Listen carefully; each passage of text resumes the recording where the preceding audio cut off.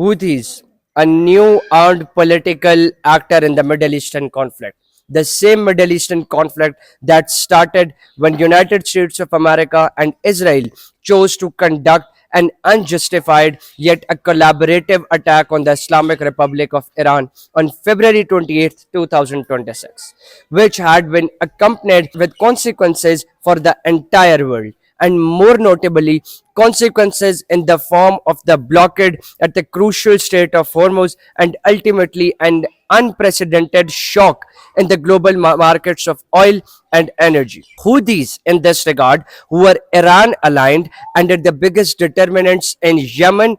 or the biggest leaders in the Yemen, have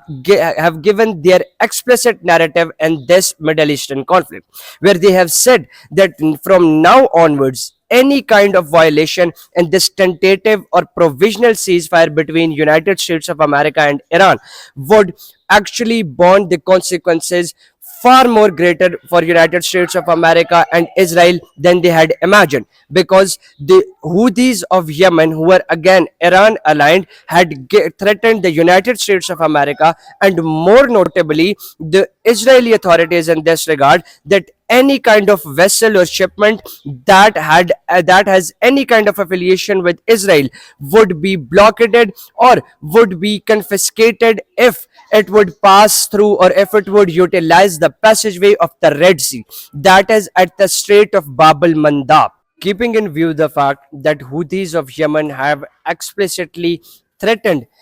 all kind of shipments that are affiliated with Israeli authorities, there are few main facts that needs to be assimilated in this current situation or scenario of the Middle East. Number one, due to the blockade at the crucial Strait of Hormuz, more than 70% of Saudi Arabian crude was redirected through an alternative route. And that alternative route or terminal was situated in the Red Sea and was called Yanbu. Houthis of Yemen have a wider definition of the vessels that are related or affiliated to Israel. How?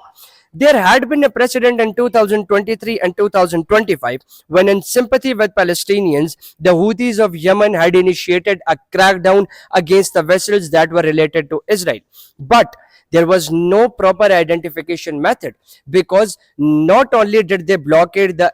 vessels that were directly owned by the Israeli authorities, but they also blockaded the vessels that were owned by the companies who would harbor their vessels on the Israeli terminals, or they would also shoot down or threaten those vessels that were bound to go to the Israeli terminals. So once again, with this new threat of the Houthis of Yemen, this situation once again has arisen, that whether the Houthis have a proper identification method where they could shoot down or blockade or constrain solely the Israeli affiliated vessels and not any other. Keeping in view the renewed threat of Houthis of Yemen in this regard,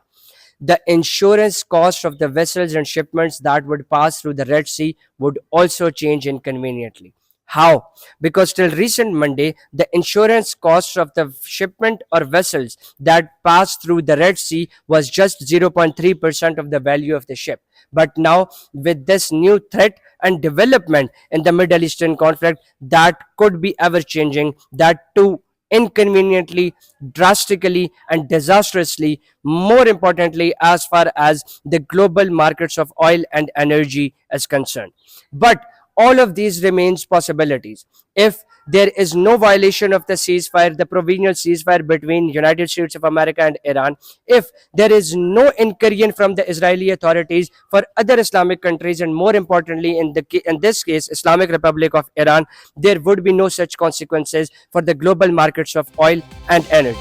Thank you.